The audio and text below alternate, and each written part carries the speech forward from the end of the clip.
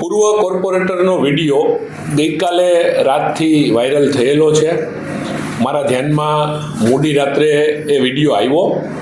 સવારે મેં વિડીયો ફરીથી જોઈ અને એ પૂર્વ કોર્પોરેટરને મેં ફોન કરવાનો પણ પ્રયત્ન કર્યો. એમનો ફોન સ્વિચ ઓફ આવે છે. એટલે મેં કાર્યાલયથી રૂબરૂ એમના ઘરે એમને મેસેજ આપવાનો પ્રયત્ન કરેલો છે. એમની સુધી મેસેજ પહોંચી જશે એટલે એમનો મને ફોન આવશે. હું આવી રીતની વાત આખા શહેરમાં આ વિડીયો વાયરલ થયો છે ને આપના મીડિયાના માધ્યમથી મને અનેક ફોન આ બાબતનું પૂછવા માટેના આવી રહ્યા છે અને આપ પણ અત્યારે રૂબરૂમાં પણ મને આ વસ્તુ પૂછવા આવ્યા છો.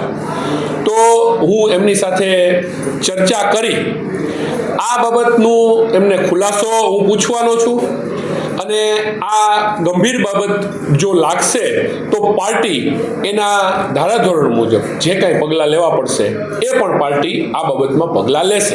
ચોક્કસ આ બાબતે કંઈ પણ વસ્તુની ખરાઈ થશે તો પાર્ટીએ આ બાબતના પગલાઓ લીધા જ છે અને આમાં પણ પગલાં ચોક્કસપણે લેશે. કારણ કે કોર્પોરેટર રહી ચૂક્યા હોય, એ ડિરેક્ટર પણ સરકારમાં રહી ચૂક્યા છે અને આવી રીતની વ્યક્તિ દ્વારા જો કંઈ આવી બાબત બનેલી હોય તો ચોક્કસ ચૂંટણીનો સમય નજીક છે એટલે નહીં, કોઈ પણ સમયે ભારતીય જનતા પાર્ટી શિસ્તબદ્ધ પાર્ટી છે અને આમાં જે કંઈ કરવું પડશે એ પાર્ટી કડકાઈથી પગલાં લેશે.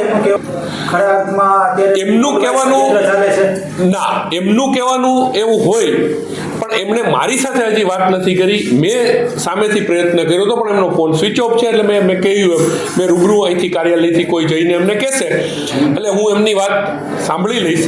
પણ એવું કંઈ ભારતીય જનતા પાર્ટીમાં આવી રીતનું કોઈ અમારા કોઈ કાર્યકર્તા ષડયંત્ર કરે કે એવી કોઈ વાત નથી.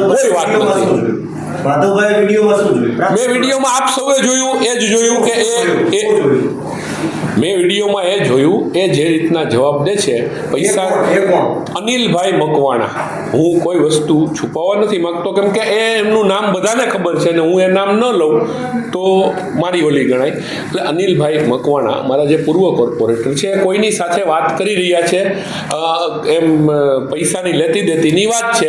હવે એ લેતી દેતીની કઈ બાબતની વાત છે, શું છે, એ હું એમની પાસેથી ખુલાસો માગી રહ્યો છું.